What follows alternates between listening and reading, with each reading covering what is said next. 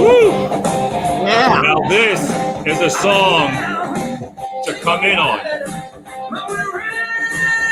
We have one of the most influential guests in the staffing industry with us this morning. Wow, what a way to wake it up. Caffeine and David Stearns. I love it. I mean, you're listening at 8:43 a.m. to ZZ Top. Wow. You gotta love it. All right. Good morning, everyone. I'll tell you what, we have a loaded show, 8 guests coming on today, and we're excited to be here. And I finally get to meet Dave Stearns. He's the CEO of Haley Marketing Group, and he does a lot with staffing also. So I love this. And welcome, Dave. How you doing? I'm doing great. Thanks so much for having me on the show. Yeah, Buffalo, New York. Woohoo, go Bills. Go. I knew you were going to say that. Come on, that's all we got to cheer for about here. Patriots. No. Yeah, but you know what? The Bills, every year they try. Well, not every year. We try, all right. But, you've been doing this since 1996. That's when I started my DJ business. So you've been doing this for a long time. Long time. No, I'm excited. So I am going to turn it over to the Shark, and we're going to go right into it. Awesome. Well, hey, David, it's been a pleasure, man, having you on the show today. I got a little surprise for you. Uh-oh. To everybody out there, I read this still all the time, believe it or not. The 2020 vision. I'm telling you guys, anybody in the staffing industry, if you don't have this, and Dave still has copies or PDF, this is like the Bible for marketing staffing for this year. I'm telling you, everything you need in here is right here, Dave. I love it, buddy. So it's always true to my heart, man. If anybody wants it, it's actually available on a URL. So you can go to our website, haleymarketing.com/2020vision and get a digital copy. That's incredible. And just before we get into some stuff about David here, I just want to let everybody know that he's one of my big, mentors I wouldn't be in the staffing industry where I'm at today without the Haley Marketing Group and David. I mean, the cutting edge stuff they have on their Lunch with Haley and everything else, it's incredible. So anybody out there across the globe, reach out to Haley Marketing here in Buffalo. I mean, I'm telling you, they are great guys. They'll take care of you. And they got cutting edge stuff, Dave. Wait till you hear some of the stuff they do, man. It's beyond, and they're always thinking ahead. I'm trying to think above them, and I can never catch them. Well, I like it because, like we just said, Dave, I mean, 1996 to now, so you've seen it all. Wow. You got ups, downs, sideways, left, right. We've seen it in this industry. Yeah. Awesome. Well, hey, Dave, let's just deep dive in. Tell us a little bit about, what's the current trends and what's going on with Haley Marketing. Well, this has been, no surprise, a hell of a year. So you've got a year that at beginning of 2020, when people were setting their 2020 vision, everybody's thinking one thing: how the hell am I going to fill these job orders? I got 100 open jobs. We got 3.5% unemployment. What am I going to do? We were all in on it's recruitment. Then, of course, our world got turned upside down in late February or early March.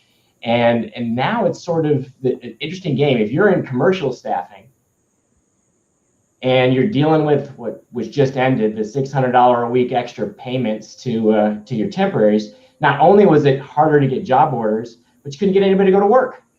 So we still had the recruitment challenge. We had to convince people to come off of unemployment because maybe they just needed to get out of the house.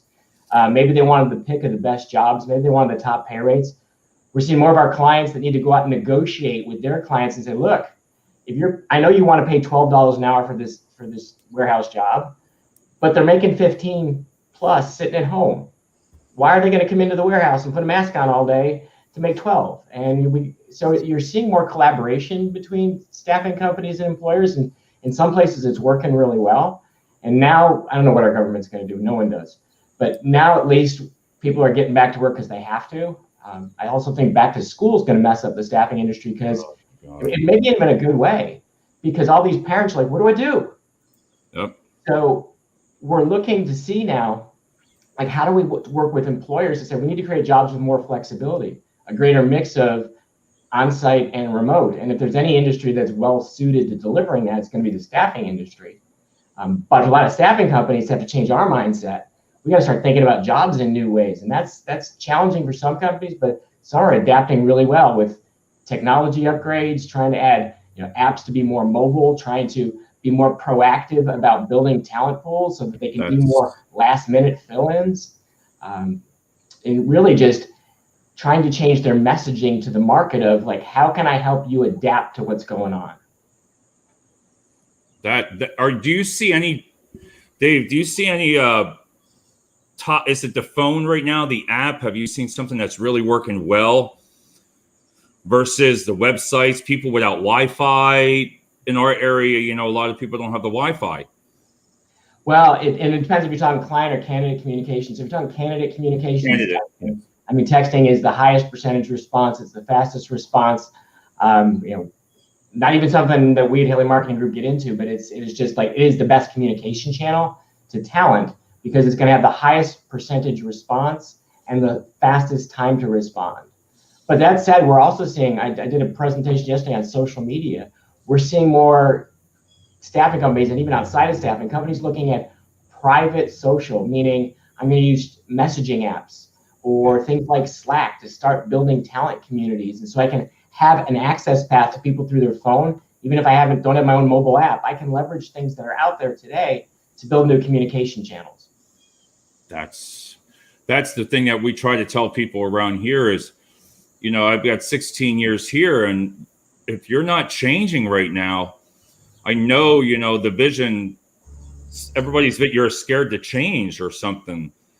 Because some companies say, well, we're so big, it's hard to do this. Well, I'm sorry, you better do something.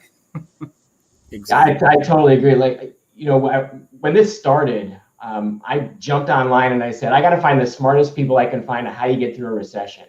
And so I went back and I looked at articles from Harvard Business Review, and I went to all the big management consulting firms, and I compiled a list of resources of how you get through this, but almost everybody was saying the same thing.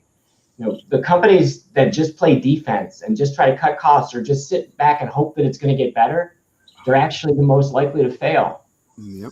The companies that play just offense, that like, this is an unbelievable opportunity in the market and I'm going to get super aggressive.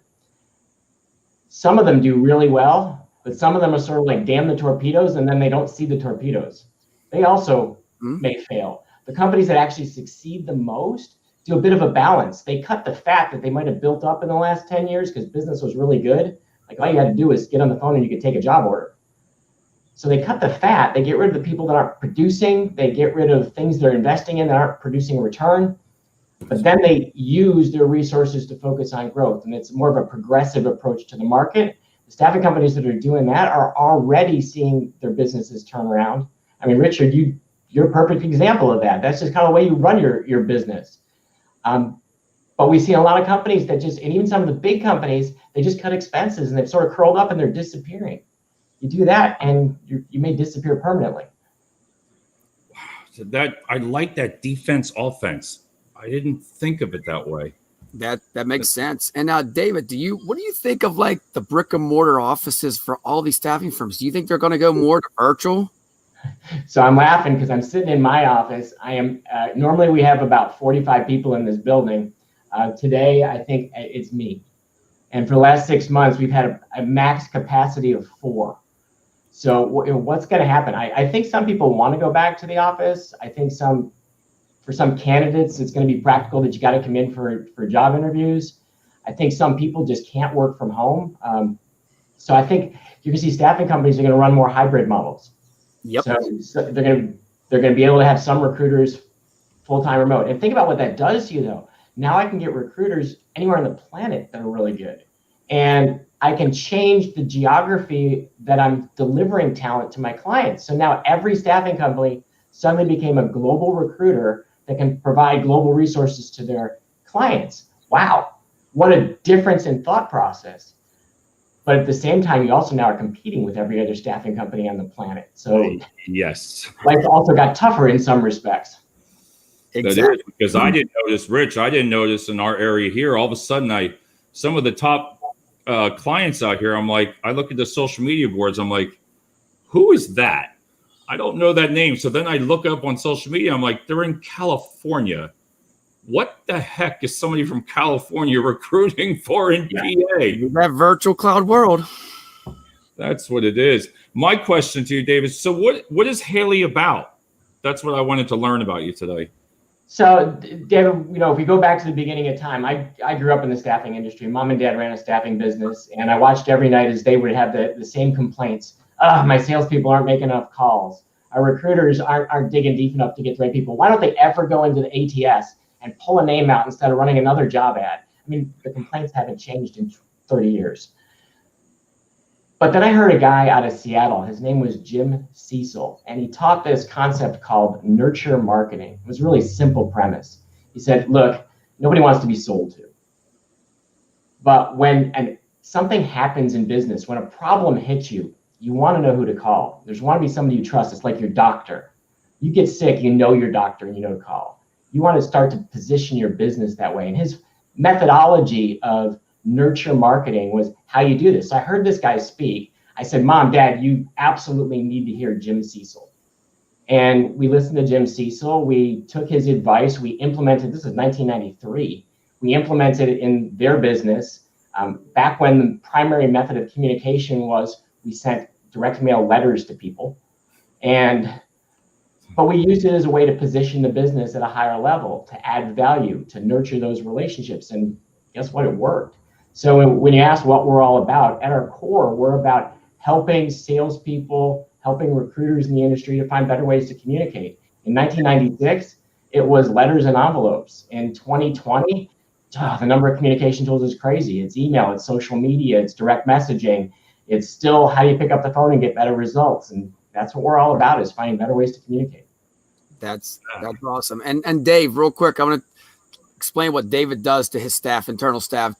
He has so much interaction with them. Tell them a little bit what you guys do all the time. I mean, the little social gatherings, the parties. I mean, nobody wants to ever leave his company. Well, we have a great crew, and that's, when we started this business, there were two of us. Even my wife, she was our COO. She was working to pay the bills. She didn't join us for a little bit after we started. We've always made culture a big part of who we are, trying to live our values, and it's a phenomenal team. And what do? I think we're like a lot of people now. We try to mix in having fun, but in a positive way. So perfect example, yesterday, we have 4 new people who joined our team in the last 2 weeks.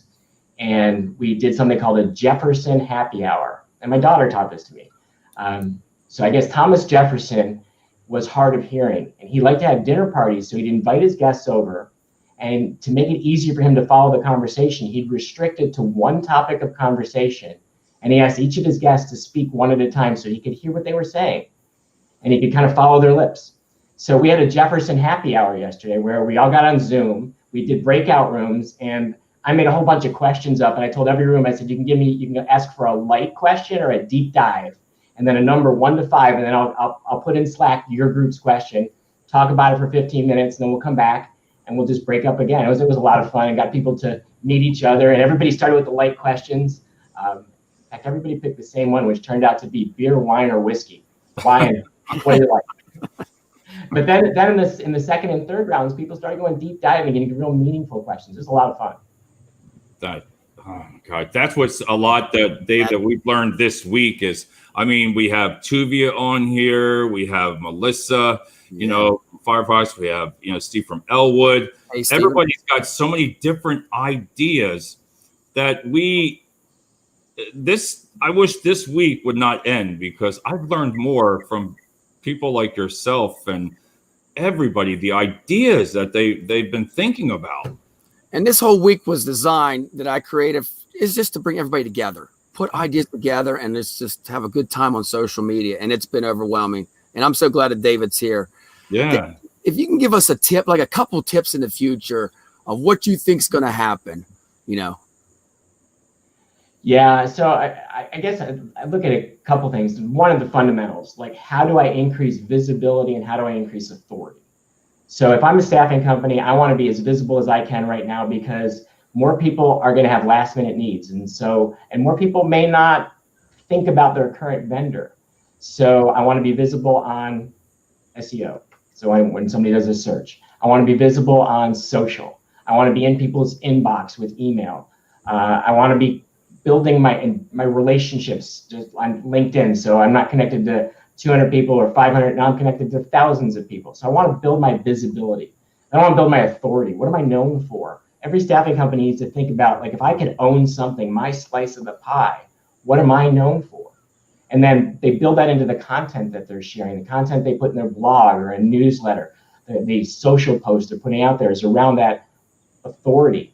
I just read a book I really loved called They Ask, You Answer by a guy named Marcus Sheridan. And it really is a simple principle, which is figure out all the questions your clients are asking, your candidates are asking, and become a source for answers in the videos you're making, in the blog posts you write. Just answer questions.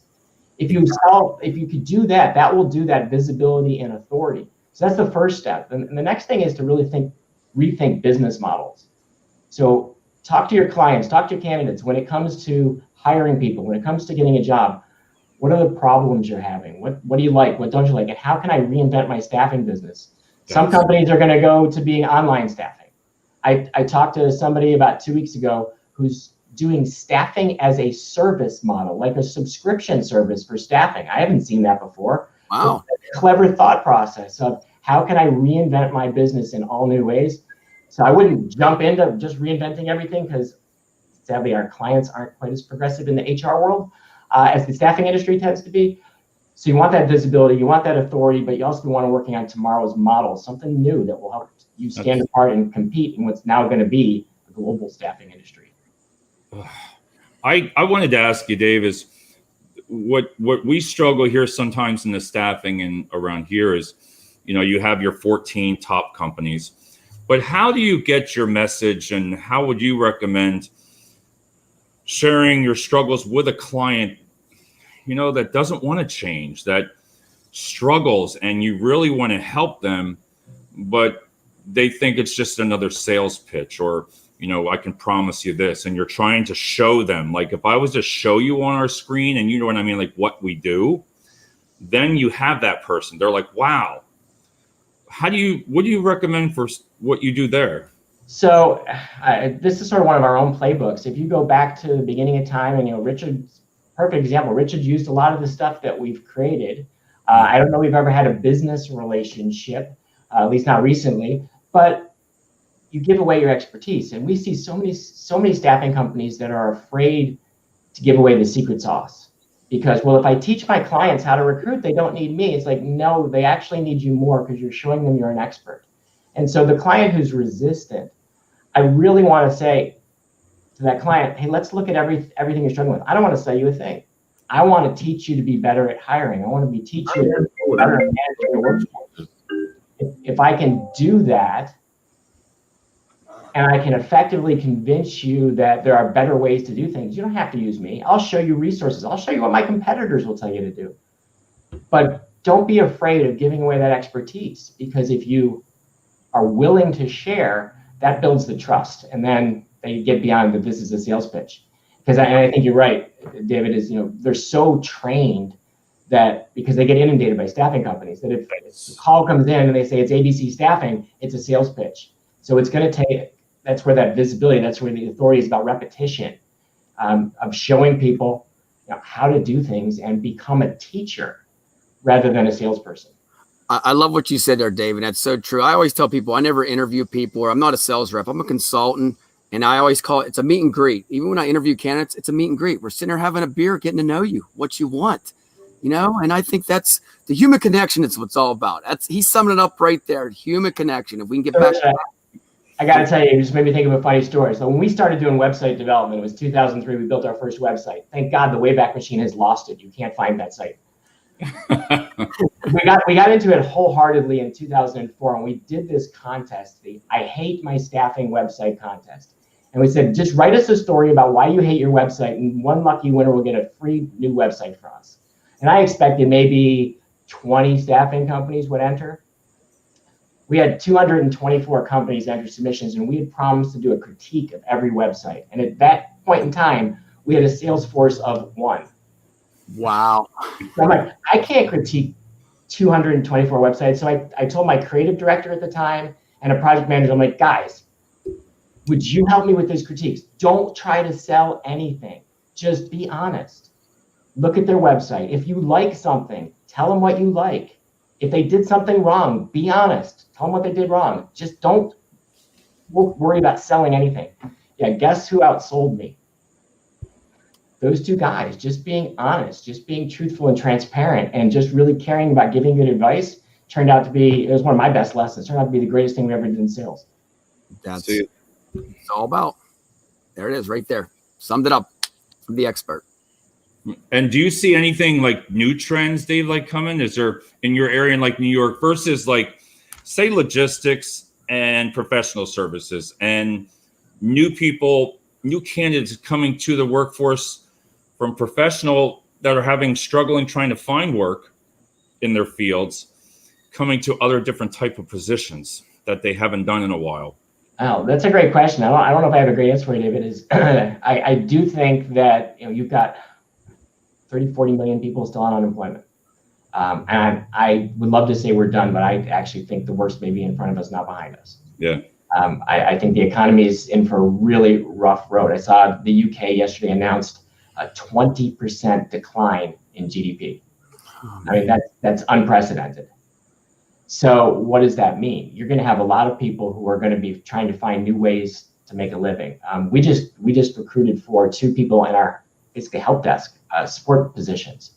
The caliber of candidates who applied was unbelievable, and we're excited about that. It's a good opportunity for us, but it's also sad because some of these people are senior level marketing professionals willing to take an entry level job with us just to get back in the game.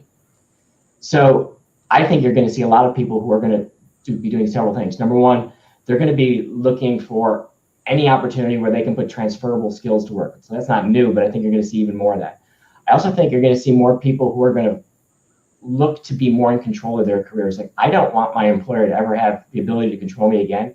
So now maybe through gig work, as a 1099 worker, I can better control my career. I can better control my income. I think IT professionals have done this for years, but I think you're going to see it come to other job disciplines where they're going to be like, no, I'd rather be a freelancer.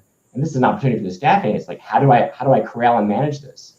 I know my wife, who's been doing the hiring, is saying, man, I wish I could find a good company that did a fractional HR person, because there's nobody here locally, and we'd like to have somebody local that does fractional HR. So we'd love to have somebody who's a part-time recruiter, a part-time HR consultant. I think you're going to see opportunities to do more and more of that. So where's it going to change? The definition of temp will continue to get bigger. The definition of what temporary staffing firms can do, I think, will continue to grow.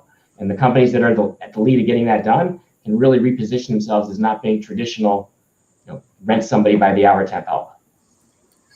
Hey, David, real quick, what do you think of the trend? I've seen this on a lot of job boards now. A lot of companies are just outsourcing like a virtual recruiter, and they staff for like 6 different agencies. Do you see that trend coming in the future where you're going to be sitting at home and you're going to work for like maybe 4 different agencies and just try to find them people?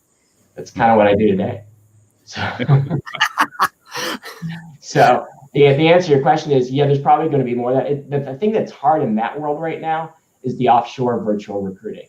So that's, if you're trying to get into that world, now I'm competing with the companies from India, and it's not, you may be here in quality and they may be here in quality, but because you do the same thing to the buyer, you're positioned here. Mm-hmm. You almost have to create a new positioning to be up here as that local onshore virtual recruiter. But I do think, Richard, there's going to be lots of people who are going to like that. Like, why don't I just rent myself out? I can charge a higher hourly rate. And then one of the nice things about everybody going remote is you get rid of that overhead. So I can afford to hire somebody I'm paying more to. We did the calculations, and for every person in the office, our office costs $8,000 per person per year. Wow. So that's a big expense. And if nobody wants to come back to the office, okay, that's going to be a definite potential for win-win. We'll create technology budgets and help set people up at home and give them a portion of that $8,000 back to them in their pay. And then, it reduces our expense, raises their pay, everybody wins. So I think you're going to see more individuals who are exactly what you're talking about. Like, yeah, I could do that for multiple businesses and I'm in control. Now there's a catch to that. A lot of those people have never had to sell themselves before. And as any freelancer knows, your workflow tends to go up and down and up and down. And that can be great in the ups, but really stressful in the downs. And I think the allure of manage my own career will increase, but it will then decline a little bit. And that's what Richard, that's what Amy Malecki of Manpower was saying yesterday. She believes recruiters have to also learn how to market now. It's not just recruiting. If you don't change and try to get involved with something else, just like you said, and now I understand what she was saying is you're going to have to step outside that bounds, sell yourself as a recruiter, because there's going to be a lot of competition. And what's going to happen is we're in that changing era. You're either going to change or you're going to get left behind like a horse race. I mean, seriously, you got to change right now. Yeah.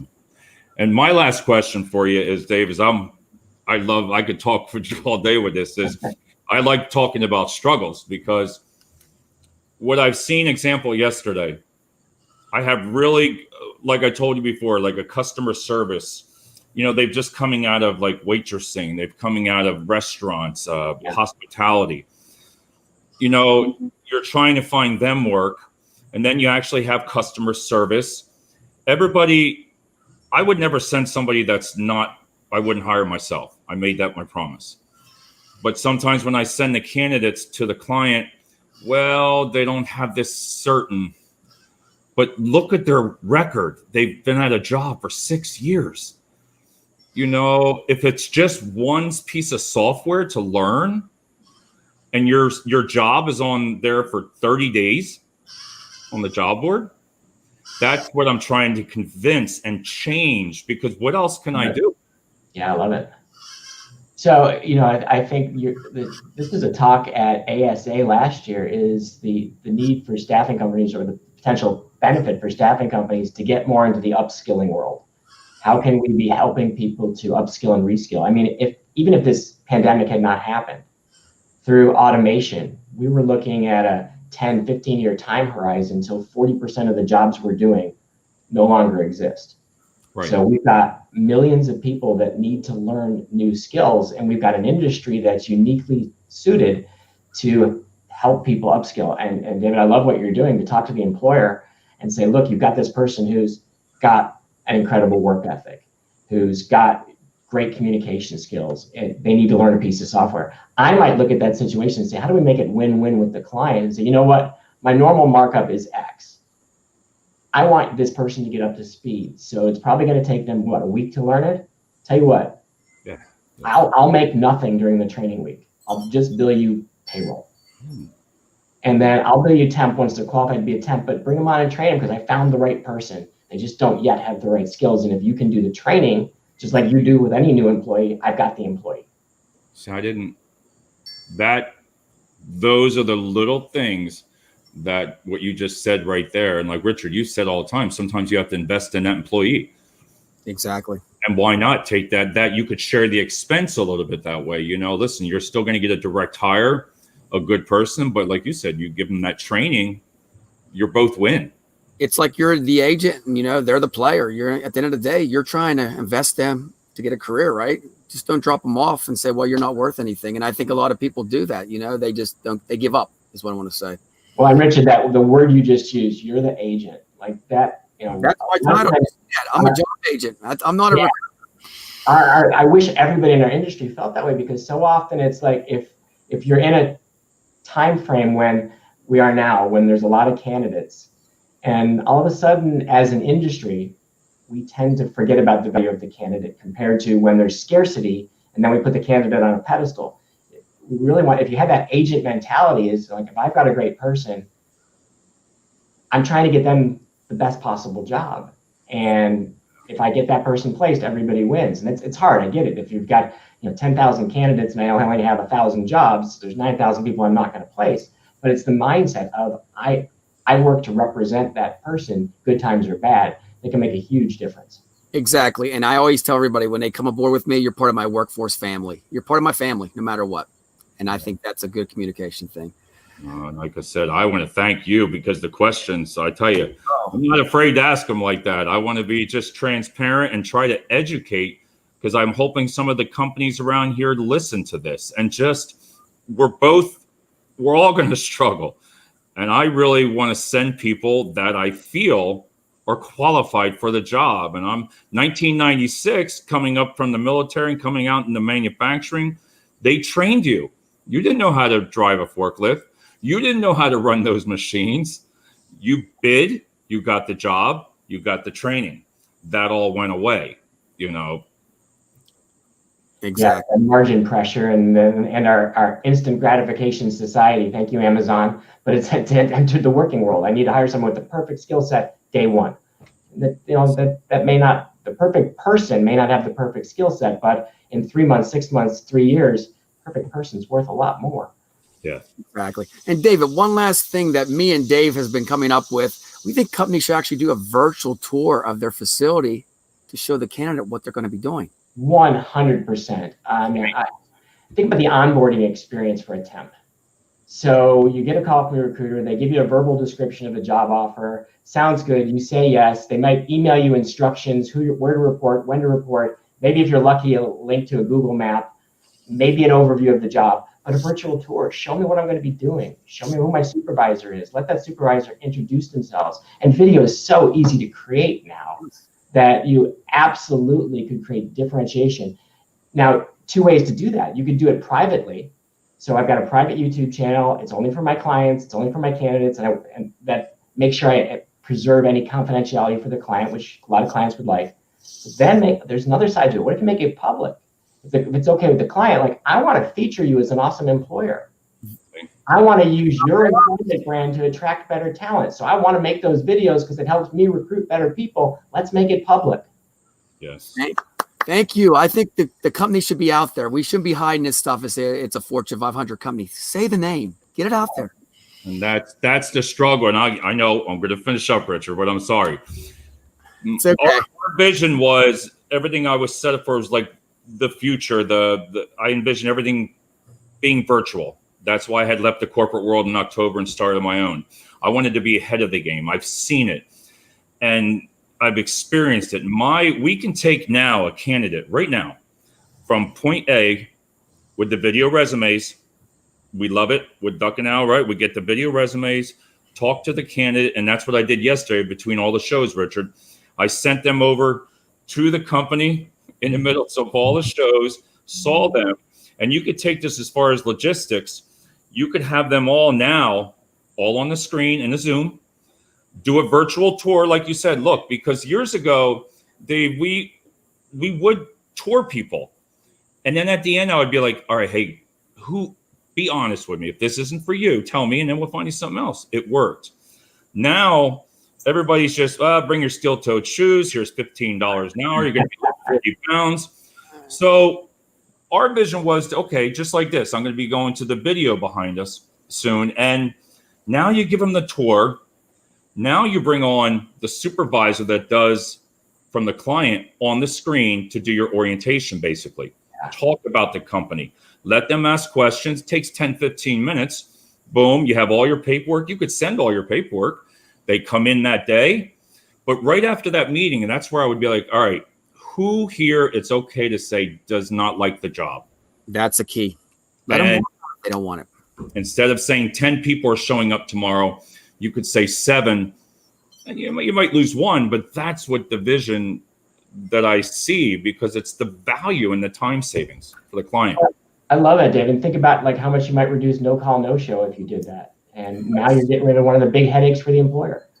Exactly. I think we all have to do that. That just throwing 30 bodies out there and hoping 26 doesn't work, you know? Yeah. And that could be in any profession. It could be because Amazon is doing a great job with it. I'm not giving them a shout out, but I love Amazon Prime. But they're doing, and I watch TV and I'm like, look at that. They're showing the production floor. They're showing what they're doing. So if a client says to me, I don't want my name on social media, why? Why? It's free advertising, right? Yeah. I would want to attract better candidates because you're well known and have a good reputation. Yes. That's what and I'm not sure if it's because if a company doesn't have a good, I don't think that's what it is. Because if you're telling me if I have a job at Coca-Cola, Pepsi, Amazon, you know what? I'm like, wow, I wanted to get in there for years. It's always the attorneys. They're the ones who are paranoid about anything happening and they bar everybody from doing things that are good in marketing.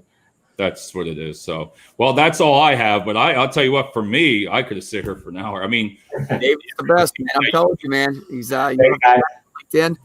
We're definitely gonna have David back on one of our shows during the week, David. I'll definitely like to have you back in a couple of weeks here to deep dive into more stuff, man. You're always I would welcome. love to. This has been a pleasure.